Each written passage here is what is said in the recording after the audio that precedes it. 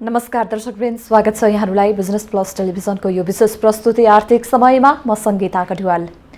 Corona अर्थात् COVID-19 को संक्रमणका कारण यतिखेर सबै क्षेत्र प्रभावित भइरहेको बेलामा जुन पछिल्लो क्षेत्रमा जुन यो विश्वव्यापी रूपमा नै आर्थिक, सामाजिक तथा राजनैतिक सबै क्षेत्र अस्तव्यस्त भइरहेको छ, यस विषम परिस्थितिमा धन सम्पत्तिभन्दा पनि मानव जीवनको रक्षाका लागि सबै संयन्त्रहरू परिचालित भइरहेका छन्। पुँजी बजार, जसलाई विश्वका सबै मुलुकहरूले अर्थतन्त्रको ऐनाको रूपमा लिएको पाइन्छ, यसको मापन गर्ने सूचकलाई अर्थतन्त्रको जुन एउटा मेरुदण्डको रूपमा लिए सम्पूर्ण अर्थतन्त्रको मापन तथा पूर्वानुमान गर्ने गरिन्छ। आज विश्वव्यापी रूपमा धितोपत्र कारोबार गर्ने एक्सचेन्जतर्फ सबैको ध्यान केन्द्रित हुँदै आएको अवस्थामा नेपाली लगानीकर्ताहरूमा समेत नेपालको पुँजी बजारको आगामी अवस्था के हुने हो, कसो हुने हो भन्ने चिन्ता पैदा भएको छ।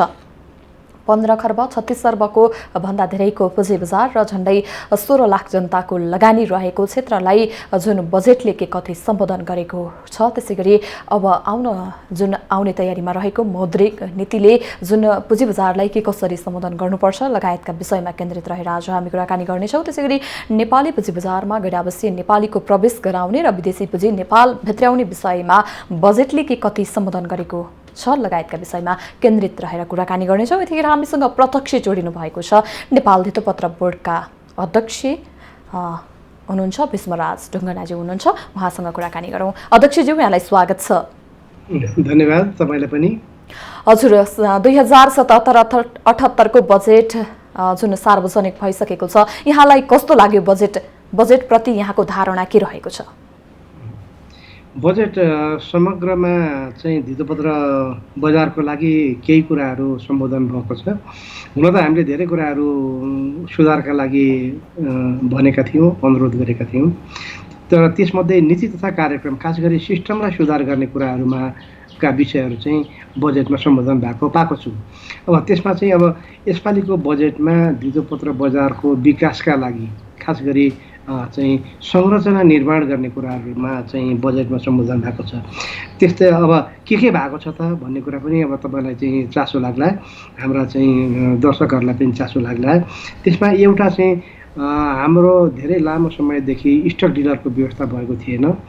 एउटा चाहिँ संस्थागत लगानीकर्ताहरू बजारमा आउनुपर्छ, जसले गर्दाखेरि चाहिँ पुँजी बजारमा एउटा स्टेबिलिटी आउँछ। त्यो सिर्जना गर्ने क्रममा यो स्टक डिलर पनि एउटा महत्त्वपूर्ण कम्पोनेन्ट हो र यसपालिको बजेटमा यसपालि स्टक डिलरहरू हामी ल्याएर सञ्चालनमा ल्याउँछौँ भन्ने कुरा आएको छ, जुन असाध्यै पोजिटिभ छ र यसले पुँजी बजारलाई धेरै नै राहत दिन्छ। त्यस्तै अर्को चाहिँ यो साल हामी चाहिँ अनलाइन ट्रेडिङमा फुल फेज जान्छौँ। यसमा ब्याङ्क इन्टिग्रेसन र डिम्याट इन्टिग्रेसनको पार्ट चाहिँ हामी कम्प्लिटली गरेर बजारमा लगानीकर्ताहरूले सेयरको अर्डर दिँदादेखि पैसाको भुक्तानी लिनुन्जेलसम्म कुनै पनि म्यानुअल इन्टरभेन्सन नहुने गरी चाहिँ काम गर्ने सोचले बजेटले त्यो सम्बोधन गरेको छ। यसलाई पनि हामीले धेरै सकारात्मक रूपमा लिएका छौँ। त्यस्तै तेस्रो कुरा चाहिँ पुँजी बजारको दायरालाई विस्तार गर्ने भनेको छ। पुँजी बजारको दायरा हाम्रो वास्तवमै सानो छ र यसमा चाहिँ खास गरी बजेटले सरकारी ऋणपत्रहरूको चाहिँ दोस्रो बजार मार्फत कारोबार गर्ने व्यवस्था मिलाउनुपर्छ। यो सरकारी ऋणपत्रहरूको चाहिँ डिम्याट गर्नुपर्छ र चाहिँ सरकारी ऋणपत्रको बजारलाई पनि आगामी दिनमा चाहिँ एक्सप्लोर गर्नुपर्छ भन्ने कुरा बजेटमा आएको छ। त्यो पनि असाध्यै राम्रो कुरो हो। त्यस्तै अर्को चाहिँ यो सेभनको क्षमतामा अभिवृद्धि गर्ने अनि नेप्सेको क्षमतामा अभिवृद्धि गर्ने, तपाईँको चाहिँ सिडिएसको चाहिँ क्षमतामा अभिवृद्धि गर्ने, यिनीहरूको चाहिँ पुनर्संरचना गर्ने कुराहरू पनि बजेटमा आएको छ।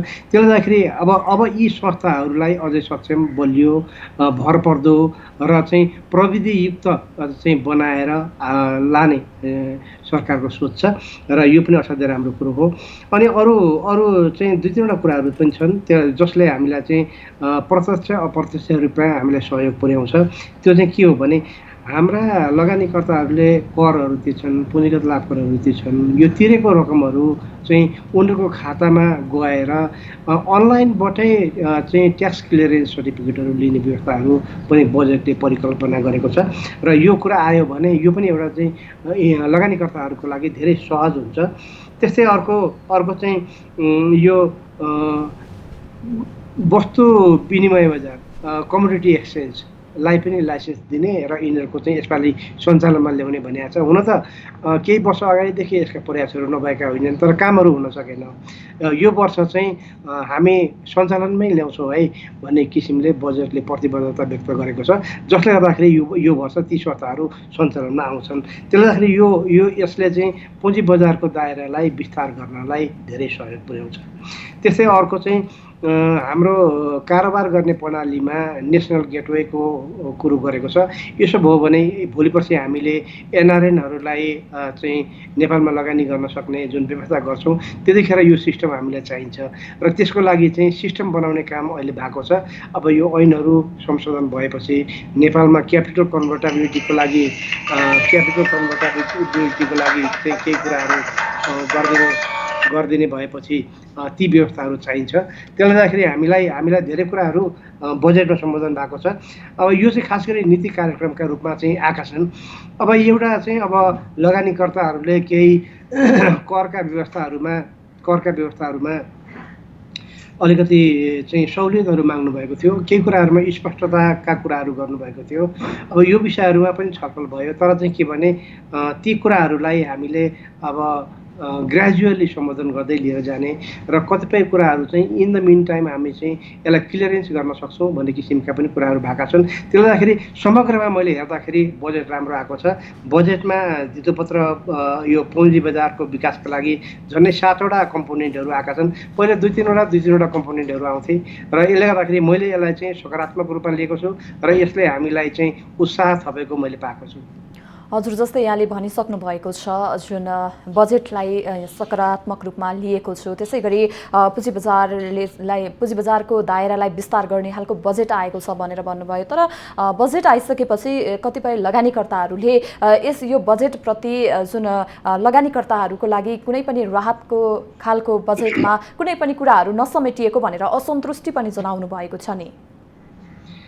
यसो हुन्छ, अब यो बजारमा धेरै कुराहरू गर्न बाँकी छ। त्यसले गर्दाखेरि अनि फेरि इन्भेस्टरहरूको प्रायोरिटी र गभर्मेन्टको प्रायोरिटीको बिचमा अलिकति फरक त हुन्छ नै, किनभने गभर्मेन्टले के चाहन्छ भने यो चाहिँ करको व्यवस्थाहरू अथवा चाहिँ यो चाहिँ जुन राजस्वका कुराहरू छन् यसलाई चाहिँ हामीले अहिले नघटाइकन अरू कुराहरूमा सक्ने कुराहरूमा सुधार गर्दै लिएर जाउँ भन्ने कुरा गभर्मेन्टको चाहना हुनसक्छ। हाम्रो चाहना के हुनसक्छ, इन्भेस्टरको चाहना के हुनसक्छ, ती सुधारका कुराहरू भन्दा पनि हाम्रो चाहिँ आर्थिक कुरामा हाम्रो चाहिँ बढी चासो छ, हाम्रो महत्त्व त्यहाँ छ भएर उहाँले लिन सक्नुहुन्छ। यो खालि प्रायोरिटी उहाँहरूले राखेको प्रायोरिटीको मिसम्याच मात्रै हो। त्यसले गर्दाखेरि बजेटमा केही पनि आएन भएर चाहिँ एकदम पुरा चाहिँ के अरे आफ्नो मनोबल गिराउनु पर्ने अवस्था छैन। उहाँहरूले खास गरी दुईटा कुरा भन्नुभएको थियो। त्यो दुईटा कुरा चाहिँ के हो भने यो जुन पुँजीगत लाभ कर छ, पुँजीगत लाभ करलाई चाहिँ अन्तिम लाभ कर भन्ने कुरा चाहिँ डिक्लेयर होस् यो इन्डिभिजुअलहरूको हकमा, एउटा कुरो। अनि इन्भेस्टर र चाहिँ ट्रेडर्सहरूको बिचमा चाहिँ यो जुन पुँजीगत लाभ करको दर छ यो चाहिँ फरक होस् भन्ने कुरा थियो। पुँजीगत लाभ करको सन्दर्भमा पोहोर साल मात्रै सम्बोधन भएको विषय हो। अब फेरि हरेक वर्ष तत्कालै त्यही कुरामा चेन्ज गर्दाखेरि एउटा कन्फिडेन्स लेभल पनि अलिकति फरक पर्न सक्छ। अर्को कुरा चाहिँ के छ भने यो करको दर कति गर्ने त भन्दाखेरि अब लामो समयसम्म चाहिँ सेयर होल्ड गर्नेहरूको लागि पुँजीगत लाभ कर 5% भयो भने सर्ट टर्मको लागि त त्योभन्दा बढी हुनु पर्यो, 10% हुनु पर्यो, 15% हुनु पर्यो। त्यस्तै अब इन्ट्राडे ट्रेड गर्नेको लागि त्योभन्दा धेरै हुनु पर्यो। त्यसले गर्दाखेरि बाँकी रहेका करका दरहरू बढाउनु पर्ने हुन्छ र यो अहिलेको अवस्थामा ती दरहरू बढाएर बजारमा जानुभन्दा बरु अहिलेकै दरमा चाहिँ स्टिक रहनु राम्रो हुन्छ भन्ने कुरा चाहिँ गभर्मेन्टले सोचेर त्यसलाई यो साल त्यसैमा चाहिँ राखेको हो। त्यसले गर्दाखेरि यसलाई एकदम चाहिँ ठुलो इस्यु बनाएर यसमा अतालिहाल्नुपर्ने कुरो छैन। यसमा ग्रेजुअली नेपाल सरकारले समय चाहिँ परिवर्तन गर्दै लान्छ।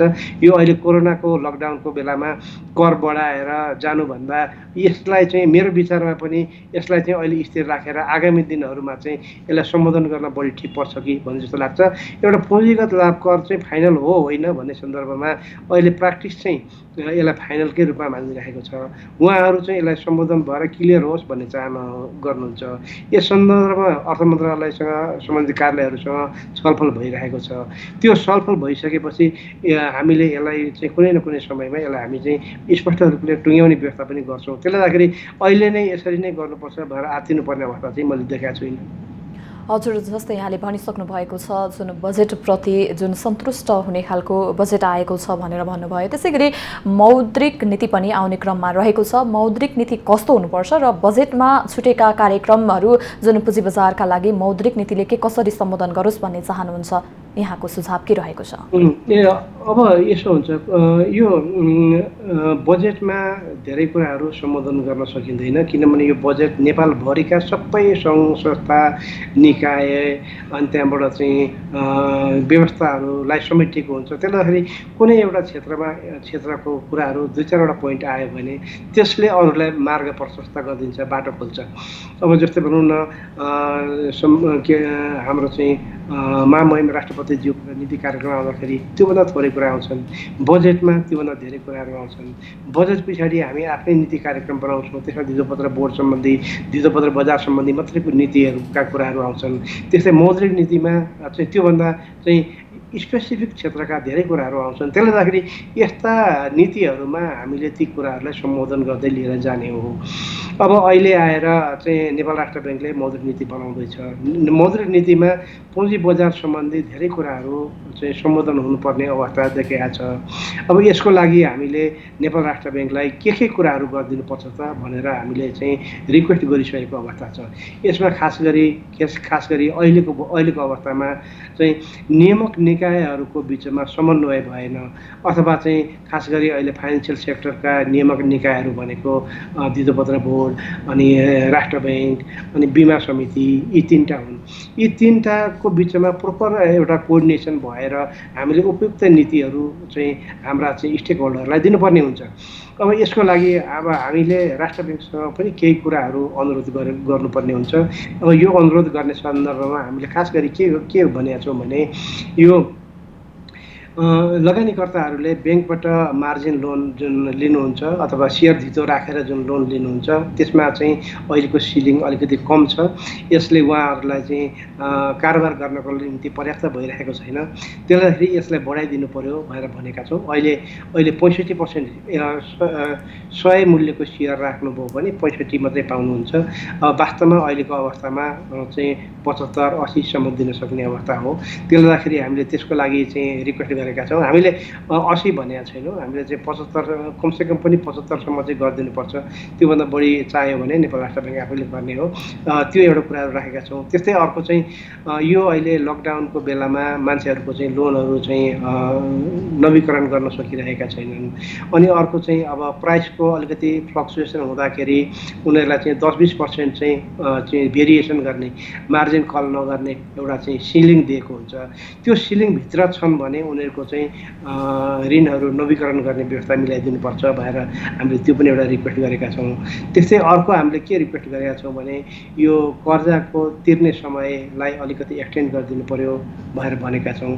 त्यस्तै अर्को हामीले यो ब्रोकरहरूले कमर्सियल ब्याङ्कहरूबाट ऋण लिन्छन् र ऋण लिएर लगानीकर्ताहरूलाई उपलब्ध गराउँछन्।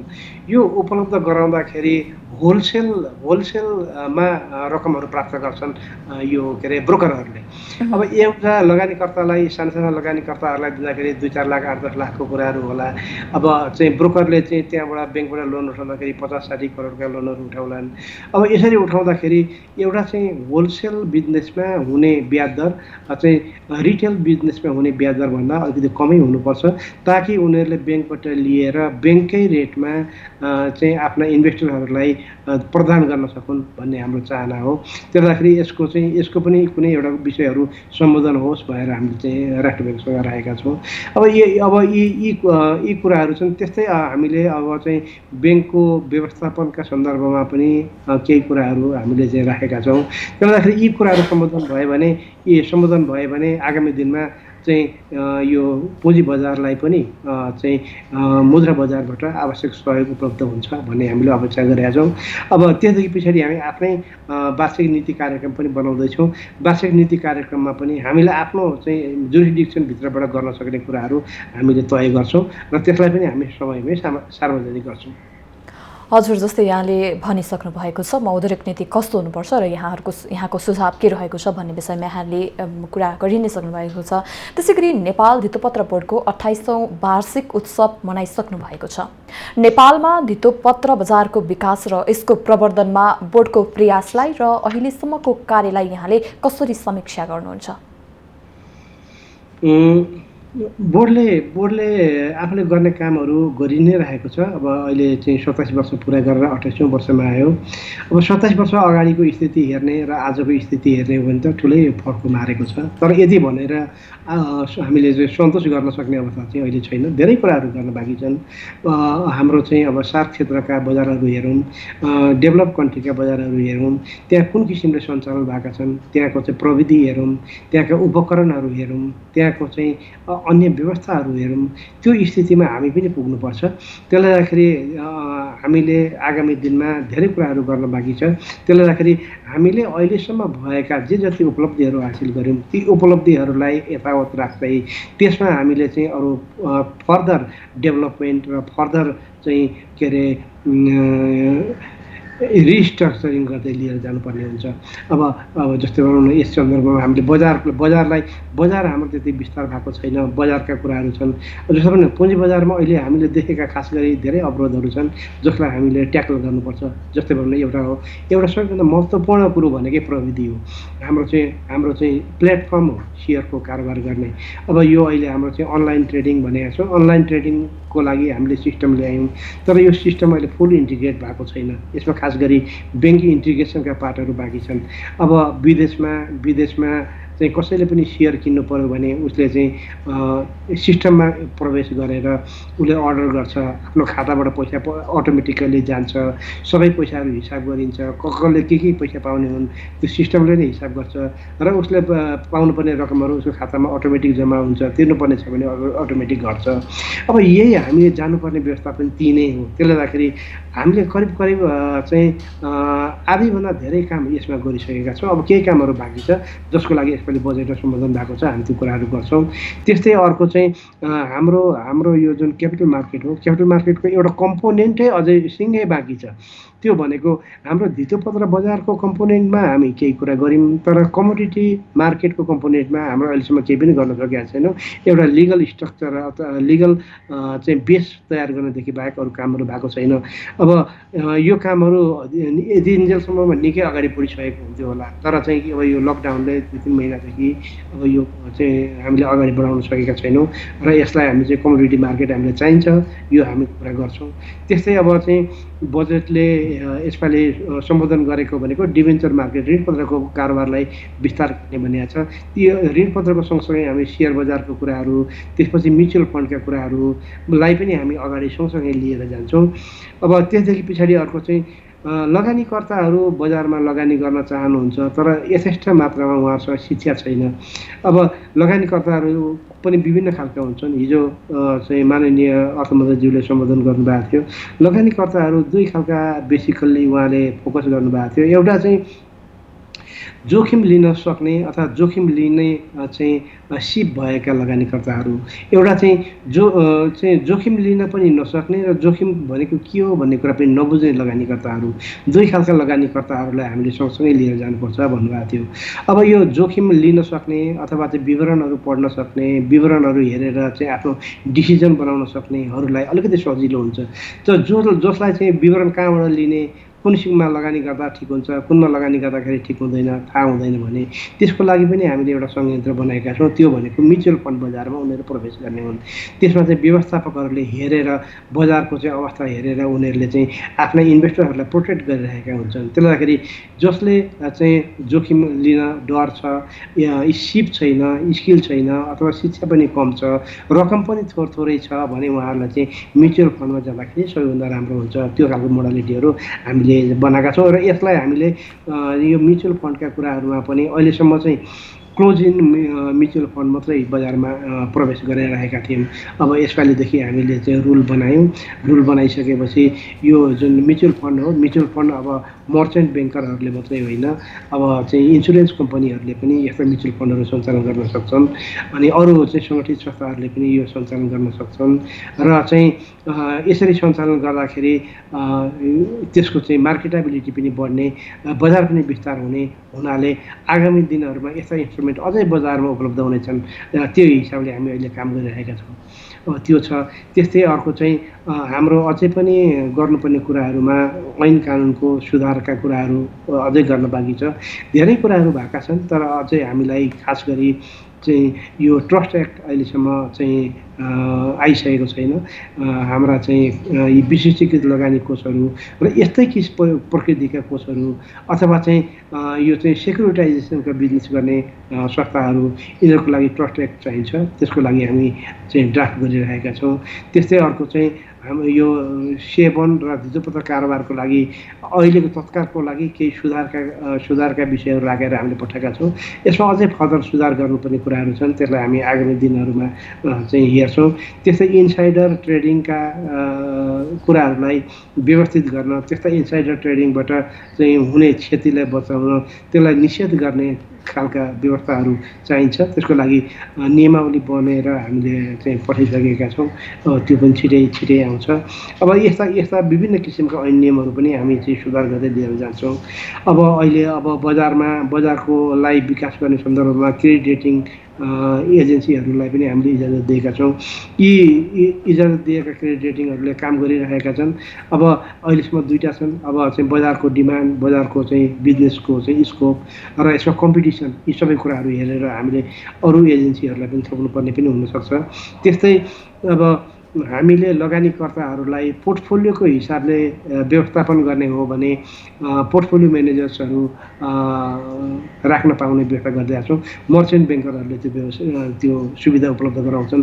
अब तर एडभाइजरी सर्भिसको लागि अझै पनि पर्याप्त मात्रामा संरचना तयार भइसकेको छैन। हुन त मर्चेन्ट ब्याङ्करहरूले पनि यो इन्भेस्टमेन्ट एडभाइजरीको कामहरू गर्न सक्छन्। यिनीहरूलाई हामीले चाहिँ त्यो दिने व्यवस्था छ।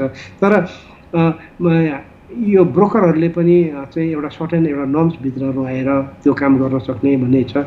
तर यो जुन किसिमले एउटा व्यावसायिक रूपले चाहिँ विकास हुनुपर्ने थियो, त्यो हिसाबले अहिले विकास भएको छैन।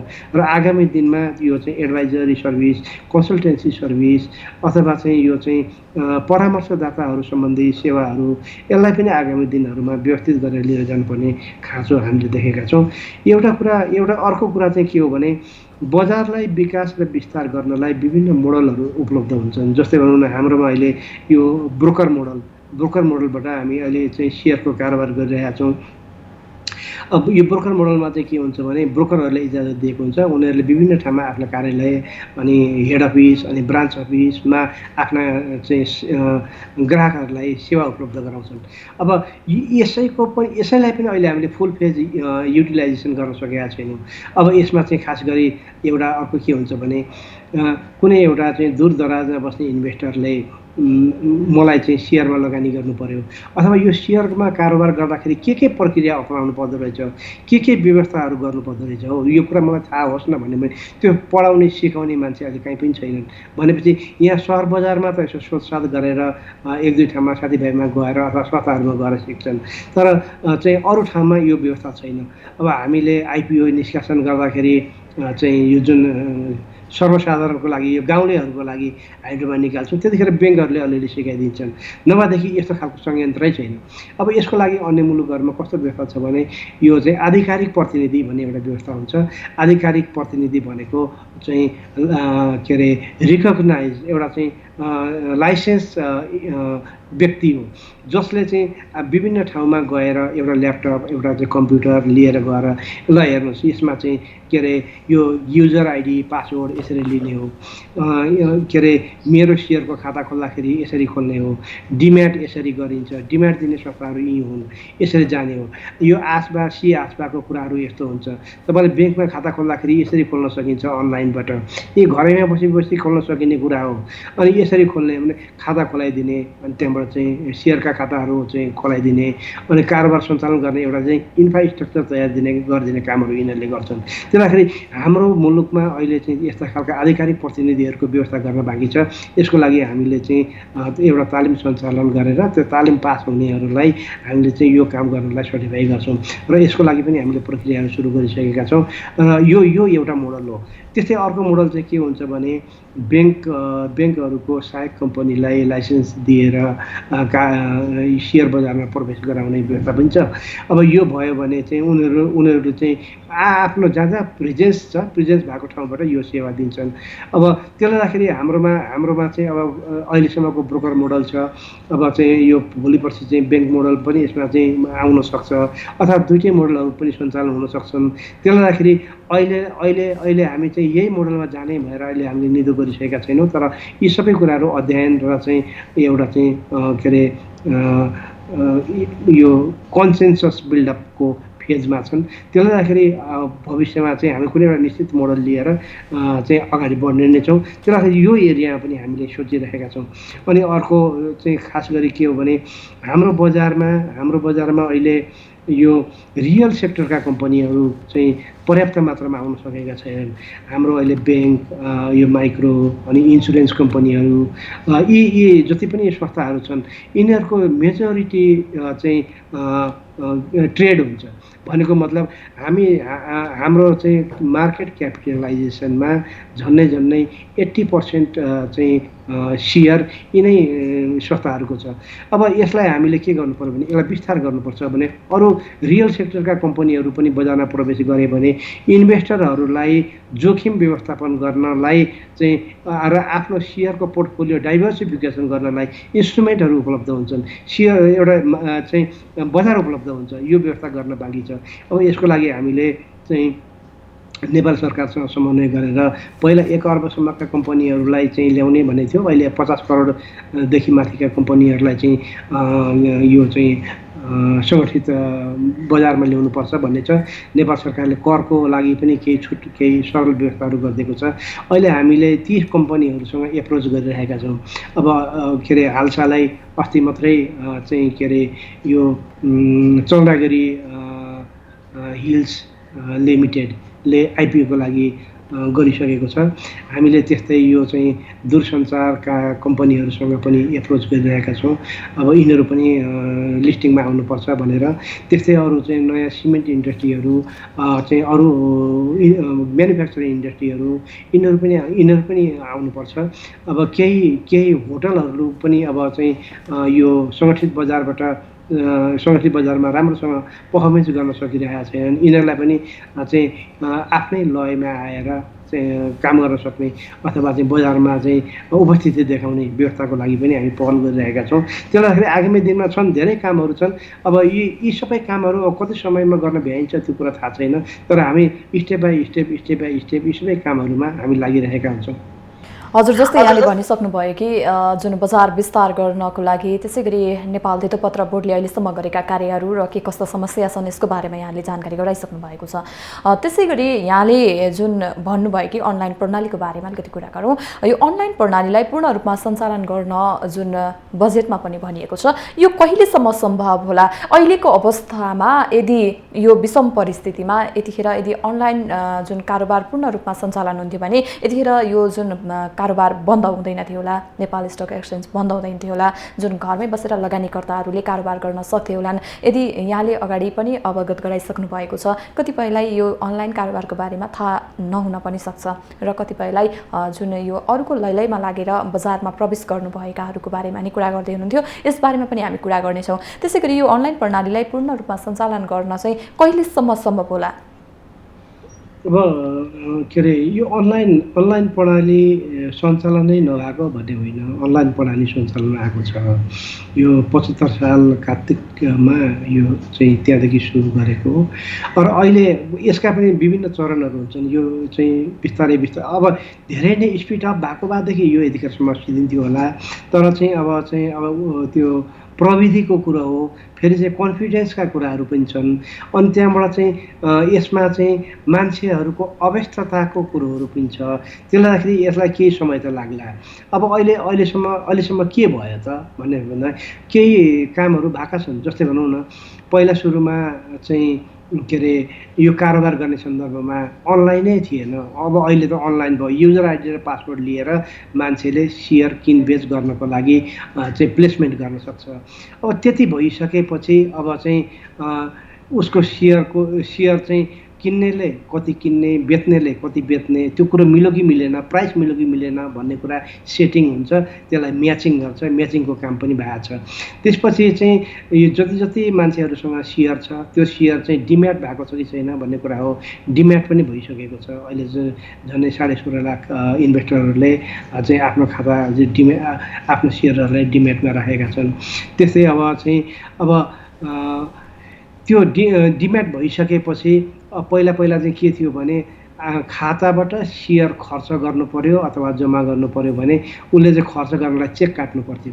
अनि त्यो चेक काटिसकेपछि उसले कुन कम्पनीको कति सेयर बेच्ने हो त्यसको चाहिँ चेक काटेपछि त्यो डिपीले त्यसलाई चाहिँ के अरे डेबिट गरेर अनि अर्काको खातामा जम्मा गर्नलाई पठाइदिन्थ्यो।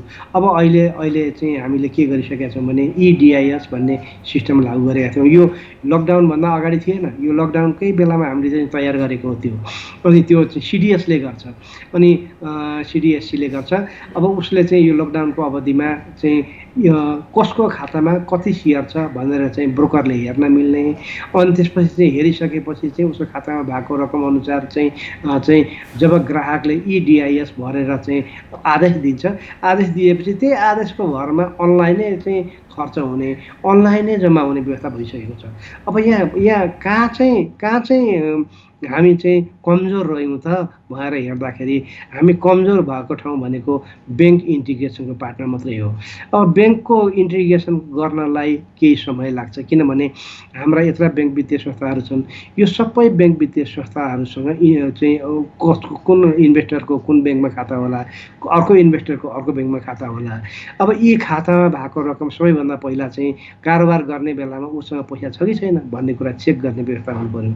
अनि छ उसको खातामा पैसा भनेपछि त्यो खातामा भएको रकमलाई ब्लक गर्ने व्यवस्था हुनु पर्यो। त्यो खातामा ब्लक भइसकेपछि जब उसले कारोबार हुन्छ, कारोबार भयो भनेपछि त्यो पैसा चाहिँ त्यहाँबाट झिकिएर ब्रोकर कहाँ जाने व्यवस्था हुनु पर्यो।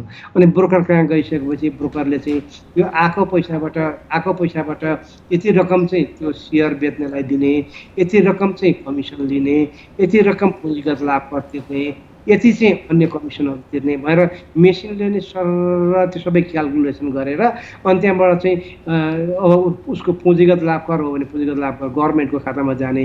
अनि त्यसको इन्फर्मेसन चाहिँ त्यो सम्बन्धित लगानीकर्ताको चाहिँ ट्याक्स एकाउन्टमा जाने। अब यो सबै व्यवस्थाहरू मिलाउनु पर्ने जुन काम छ त्यो काम गर्नलाई हामी लागिरहेका छौँ। यसको लागि हामीले अस्ति एउटा कमिटी पनि बनाएका थियौँ। त्यो कमिटीले कामै गर्न नपाइकन लकडाउन भइहाल्यो। त्यही पनि हामीले अहिले एक्टिभेट गरेका छौँ। अब अहिले तत्कालै केही समय त त्यो गर्नलाई लाग्छ भनेपछि अहिले हामी के गर्ने त? अब हामीले अहिले गर्न सक्ने कुरा भनेको चाहिँ के हो भने कमसे कम पनि यस्तो चाहिँ यो महामारीको बेला छ हामी आफै चाहिँ चेक काटेर ब्याङ्कसम्म जाने अवस्था चाहिँ सिर्जना नगरौँ न। हामी आफै चाहिँ त्यो चेक ब्रोकर कहाँ बुझाएर खातामा पैसा जम्मा खर्च गर्ने व्यवस्था नगरौँ न भन्ने कुराको व्यवस्थामा हामी लागेका छौँ। यसको लागि चाहिँ हामीले जस्तै अस्ति चाहिँ लकडाउनको बिचमा बजार खोल्यौँ। जतिखेर चाहिँ कोरोना सङ्क्रमण कम भयो अब चाहिँ हामी चाहिँ राम्रो अवस्थामा हुन्छौँ भन्ने हिसाबले खोलिदियौँ। खोलिसकेपछि त त्यो चाहिँ कोरोनाको सङ्क्रमण बढ्यो। मान्छेहरू चाहिँ बजारमा जान सक्ने स्थिति नै भएन। गभर्मेन्टले पनि लकडाउनलाई चाहिँ कडाइका साथ पालना गर्न निर्देशन जारी गर्यो। हामीले बजार बन्द गरिदियौँ। हो त्यतिखेर हामीले के भनेका थियौँ भने कुनैले पनि यो कारोबार गर्दाखेरि अब विद्युतीय माध्यमबाट गर्नुपर्छ। विद्युतीय माध्यमबाट गर्नलाई कनेक्ट आइपिएसबाट गरे पनि हुन्छ, के अरे आई ब्याङ्किङबाट गरे पनि हुन्छ, ई ब्याङ्किङबाट गरे पनि हुन्छ, अनि अर्को चाहिँ वालेटहरूबाट गरे पनि हुन्छ। यो कामहरू चाहिँ त्यति भयो भने आफ्नो वालेटमा भएको पैसा ब्रोकर कहाँ पठाउन सकिहालिन्छ। आफ्नो ब्याङ्कमा भएको पैसा चाहिँ कनेक्ट आइपिएसबाट ब्रोकरको खातामा पठाउन सकिहालिन्छ।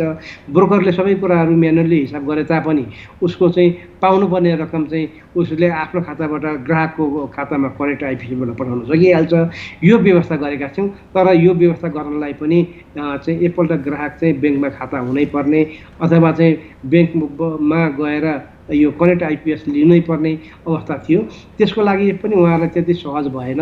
त्यसले गर्दाखेरि हामी अब अहिले बजार खोल्दाखेरि कमसेकम पनि एक चरणको चाहिँ ब्याङ्कसँग विद्युतीय माध्यमबाट कारोबार हुन सक्ने गरी बजार खोल्ने व्यक्त गर्छौँ र केही समयमा पछाडि यसलाई चाहिँ हामी फुल्ली इन्टिग्रेटेड वेमा काम गर्न सक्ने गरी बनाउने गरी हामी अहिले लागेका छौँ। त्यसले गर्दाखेरि यो अनलाइनको विषय चाहिँ यो हो। यो अनलाइनको विषय यदि हामीले चाहिँ टुङ्गो लगाएको भइसकेको भएदेखि अहिले हाम्रो बजार बन्द गर्नु पर्ने थिएन।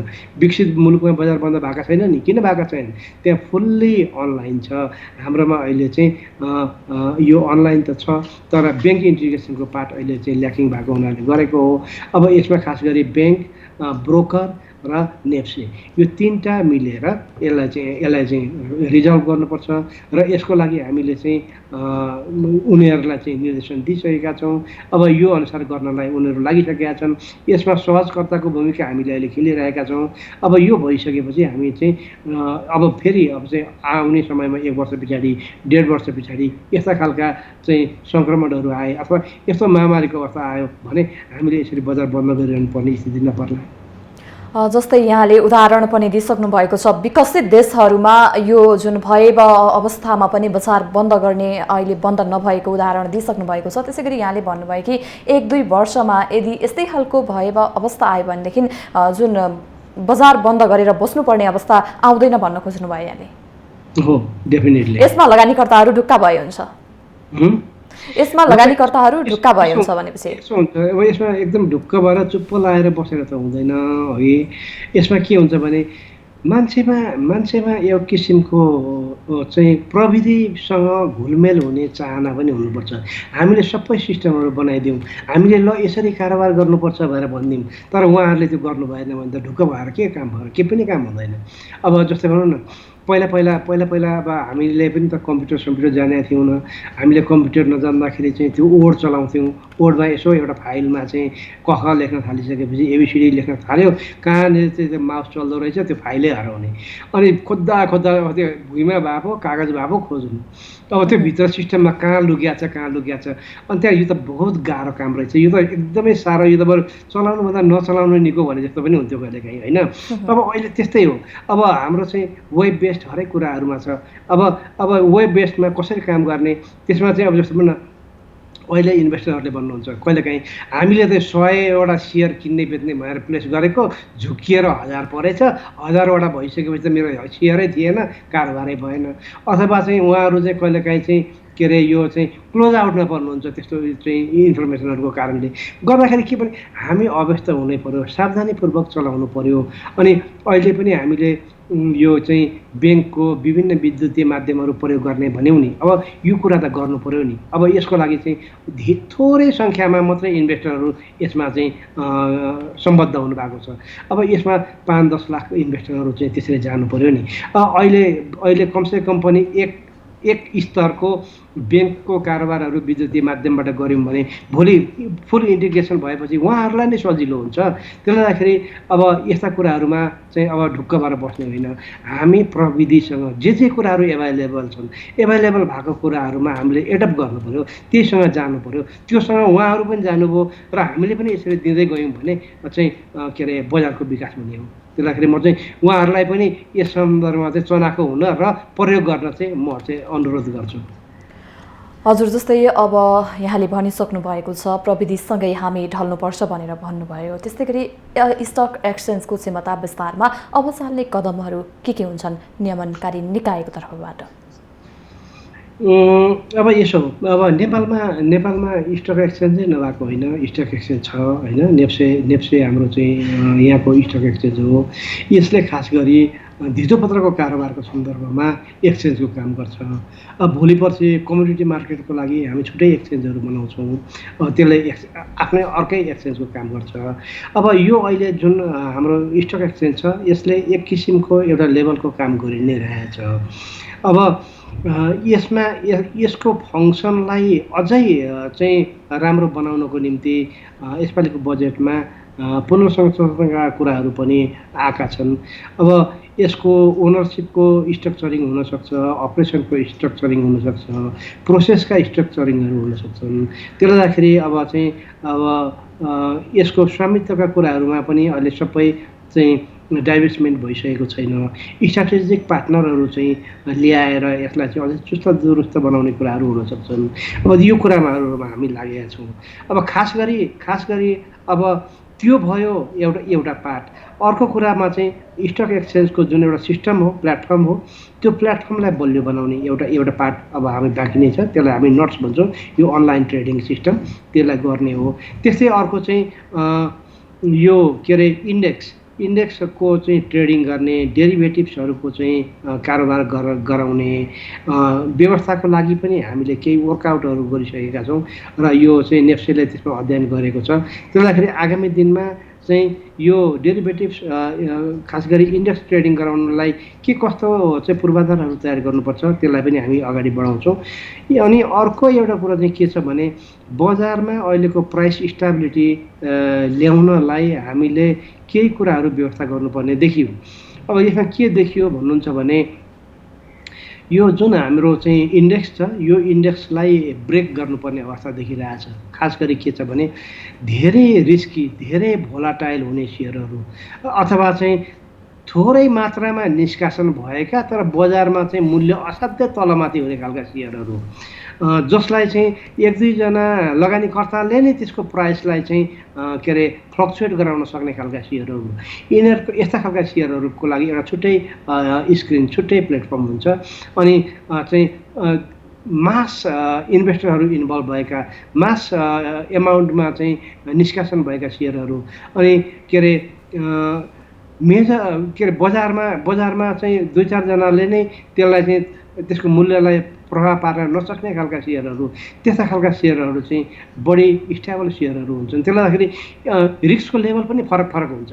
त्यसले गर्दाखेरि इन्भेस्टरहरूलाई चाहिँ अप्सन दिने हो हामीले, तपाईँ रिस्कियर जानुहोस् अथवा नन रिस्कियरमा जानुहोस्, तपाईँ स्टेबल टाइपका सेयरहरूमा जानुहोस् चाहे नन स्टेबल टाइपका सेयरहरू जानुहोस्, प्लेटफर्म यो हो र यसमा यसरी कारोबार गर्न सक्नुहुन्छ भन्ने बनाउन सकिन्छ।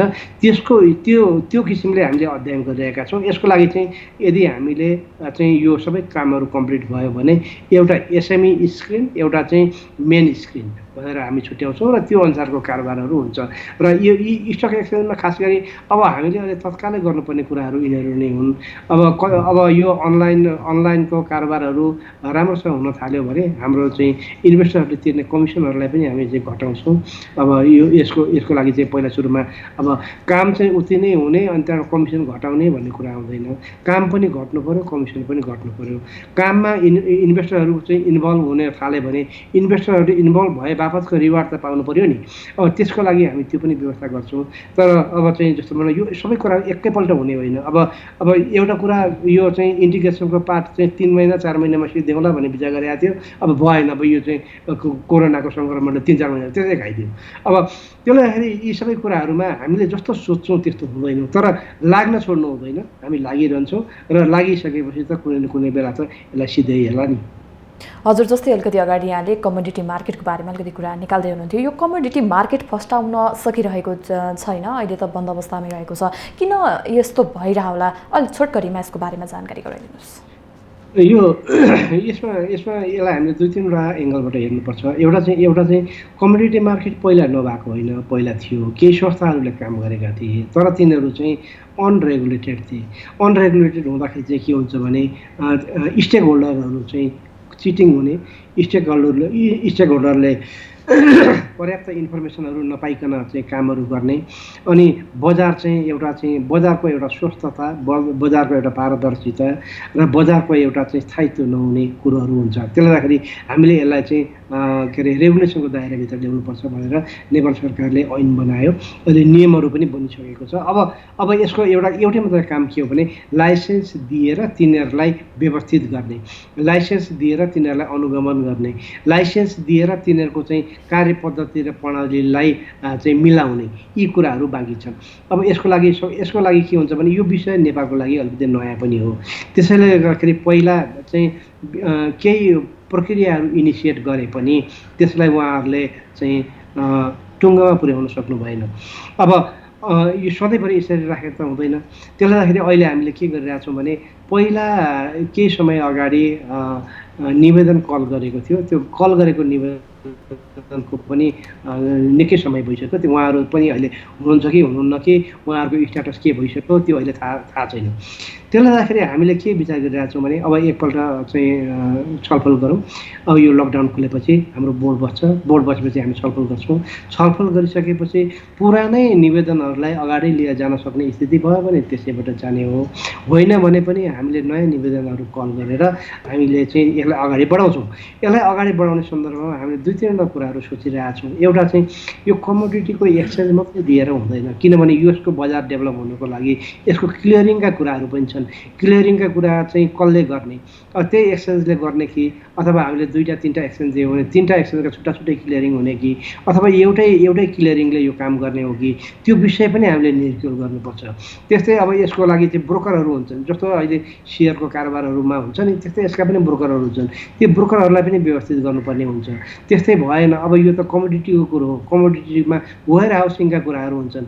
यो सामानहरू फिजिकल्ली कहाँ छ, अथवा चाहिँ हामी चाहिँ पेपर कमोडिटी मात्रै ट्रेड गर्ने हो कि वास्तवमा त्यसको चाहिँ कुनै ब्याकिङ चाहिन्छ चाहिँदैन भन्ने कुराहरू पनि हुन्छन्। त्यसको लागि विभिन्न किसिमका वेयर हाउसिङका व्यवस्थाहरू हुन्छन्। यसले मुलुकलाई चाहिँ वस्तुको बजार विकास गर्नलाई सहयोग नै पुर्याउँछ। विभिन्न मुलुकहरूमा हामीले देखेका छौँ। जस्तै भनौँ न, अहिले नेपाल सरकारले चाहिँ विभिन्न खाद्यान्नहरूको चाहिँ मूल्य निर्धारण गरिदिन्छ। मूल्य निर्धारण गरिदिइसकेपछि त्यो किन्ने ग्यारेन्टी पनि लिएको छ। त्यो किन्ने ग्यारेन्टी लिँदाखेरि कसले किन्छ, हामीले चाहिँ खाद्य संस्थान अथवा अरू यस्तै खालका संस्थानहरूलाई हामी भन्छौँ। अब उनीहरूले त्यो जुन स्टोर गरेर राख्छन्, भोलि पर्सि उनीहरूलाई नै त्यो चाहिँ के अरे वेयर हाउसिङको रूपमा डेभलप गर्न सकिन्छ। अमेरिकामा अरू चाहिँ के अरे मुलुकहरूमा चाहिँ यो चाहिँ साइलो कम्पनीहरू हुन्छन्, ठुल्ठुला चाहिँ के अरे भण्डारण हुन्छन्।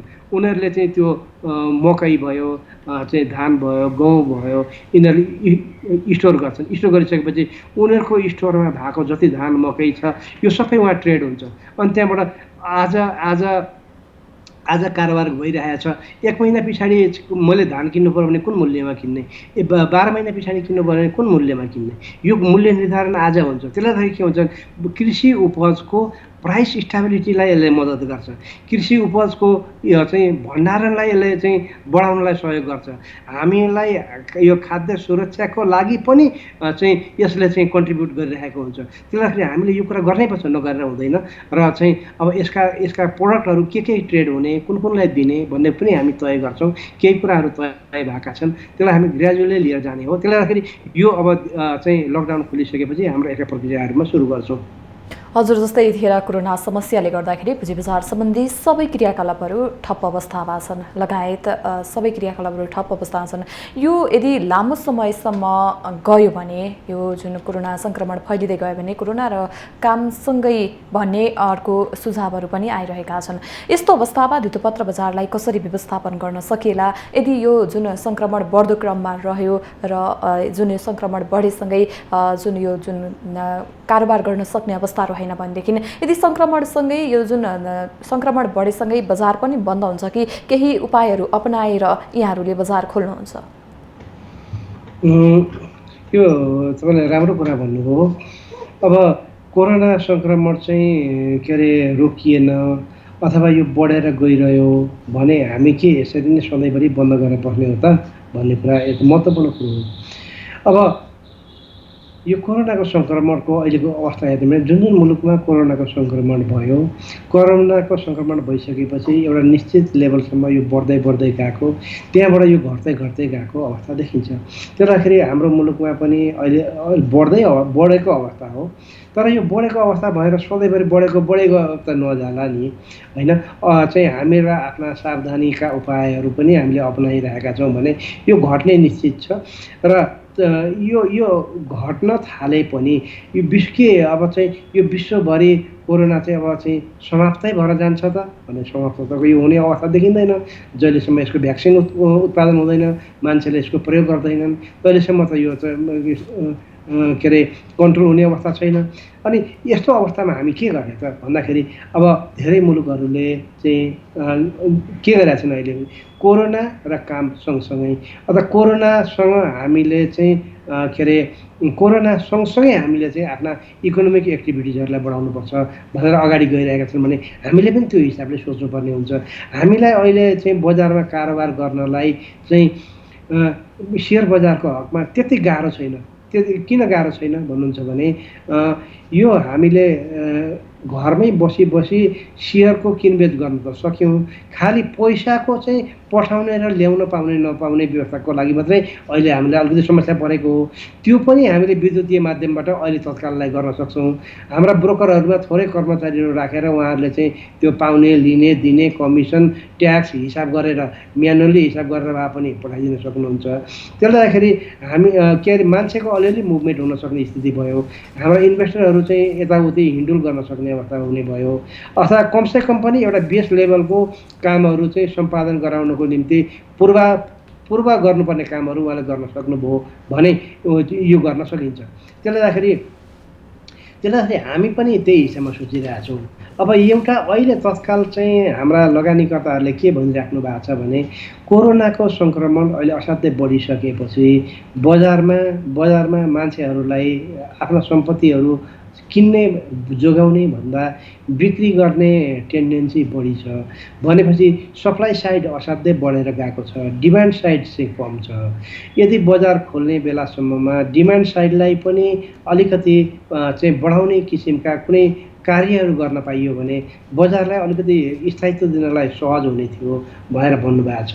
अब हामी त्यसमा लागेका छौँ, तर अब सबै कुरा चाहिँ बोर्डकै अधीनमा मात्रै पनि हुँदैन, किनभने ती त अरू संस्थाहरू हुन् नि जो बजारमा काम गरिरहेका छन्, उहाँहरू पनि त्यही किसिमले आउनु पर्यो। अब उहाँहरू आउनु भएन अरे मानिलिउँ न भनेपछि अब चाहिँ हामी बजारै नखोल्ने भन्ने कुरा पनि आउँदैन। त्यसले गर्दाखेरि बजार खोल्नुभन्दा अगाडि निश्चित रूपले हाम्रा स्टेक होल्डरसँग चाहिँ एकपल्ट छलफल गर्नै पर्ला जस्तो मलाई लागेको छ। त्यो छलफल गरिसकेपछि अब कसरी जाने भन्ने कुरा हो। योभन्दा अगाडि हामीले खोल्दाखेरि पनि चाहिँ निश्चित प्रतिशतभन्दा मूल्य बढ्ने अथवा घट्ने व्यवस्थालाई हामीले चाहिँ कन्ट्रोल गरेका थियौँ। अब त्यस्तै पद्धति अपनाउनु पर्ने हो कि अथवा पुरै खुल्ला गरेर जाने हो कि? किनभने एउटा कुरा के हुन्छ भने बजारमा मूल्य घट्ने अथवा मूल्य बढ्ने भन्ने सामान्य प्रवृत्ति हो। धेरैजनाले त के भन्छन् भने सेयर बजारको ब्युटी भनेकै त यो पनि भन्छन् अघि। त्यसले गर्दाखेरि चाहिँ यसको मूल्य घट्ने बढ्नेसँग हामी तर्सिने होइन। हामीले त के हो भने सेयरको बजारमा मूल्य घट्ने बढ्ने त इन्भेस्टरहरू आफैले गरेको कुरा हो नि, त्यहाँ कसैले इन्टरभेन्सन गरेर गरेको होइन। अब बेच्नेले सस्तोमा बेचिदियो भने त बजारमा त सस्तोमा एभाइलेबल हुने हो। बेच्नेले नै महँगा दिन्छु नदिए दिन्न भन्यो भने त बजारमा कसैले किन्नेवाला छैन। भनेपछि यो अरूको चाहिँ हातको कुरा भन्दा पनि लगानीकर्ताहरू आफैको हातको कुराहरू हो। त्यसले गर्दाखेरि हामीले एकपल्ट चाहिँ यस विषयमा छलफल गर्छौँ र के अरे गर्न सक्ने कुराहरू हामीले चाहिँ तय गर्छौँ। तय गरेर हामीले बजार खोल्ने पक्षमा छौँ। एउटा कुरा चाहिँ के हो भने अब यदि कोरोनाको सङ्क्रमण यही किसिमले रहिरह्यो अथवा चाहिँ ग्रेजुअली घट्दै गयो भने पनि हामीले चाहिँ अब यो नेपालमा कोरोना सङ्क्रमणको रेट 0 भएर पर्खेर मात्रै इकोनोमिक एक्टिभिटिजहरू सञ्चालन हुने अवस्था नहोला। त्यसले गर्दाखेरि हामीले यस विषयमा अलिकति गम्भीर भएर हाम्रो सबै स्टेक होल्डरहरूसँग बसेर एकपल्ट यसलाई तय गर्नुपर्छ भन्ने मैले लागेको छु। हस्, धन्यवाद यहाँलाई समय र संवादका लागि। ल तपाईँलाई पनि चाहिँ यो के अरे वेब बेस्ड भनौँ न होइन, अहिलेको त वेब बेस्ड जेसुकै भए पनि वेब बेस्ड प्रविधिबाट चाहिँ जोडिएर हाम्रा लगानीकर्ता हाम्रा स्टेक होल्डरहरूलाई जानकारी दिने मौका दिनुभयो। यसको लागि म तपाईँलाई र तपाईँको चाहिँ टिभी बिजनेस प्लसलाई पनि म धन्यवाद दिन चाहन्छु। Thank you so much. दर्शकवृन्द, हामीसँग प्रत्यक्ष जोडिनु भएको थियो नेपाल धितोपत्र बोर्डका अध्यक्ष विष्णुराज ढुङ्गानाज्यू हुनुहुन्थ्यो। उहाँले लकडाउनसँगै बन्द रहेको बजार कहिले खुल्छ, त्यसै गरी जुन यो अहिलेसम्मको अवस्थामा यो बन्द हुनुमा लगायत अब आउने दिनहरूमा बजारलाई विकास र विस्तार गरेर कसरी अगाडि बढाउनुपर्छ लगायतका विषयमा केन्द्रित रहेर कुराकानी गर्दै हुनुहुन्थ्यो। दर्शकवृन्द, बिजनेस प्लस टेलिभिजनको यो विशेष प्रस्तुति आर्थिक समयमा आज हामीले विशेष गरी शेयर बजारसँग सम्बन्धित रहेर यहाँहरूसँग कुराकानी गऱ्यौँ र आजलाई बिजनेस प्लस टेलिभिजनको यो विशेष प्रस्तुतिबाट म बिदा चाहन्छु। हेर्दै रहनुहोला business plus television. Business plus, business first. नमस्ते।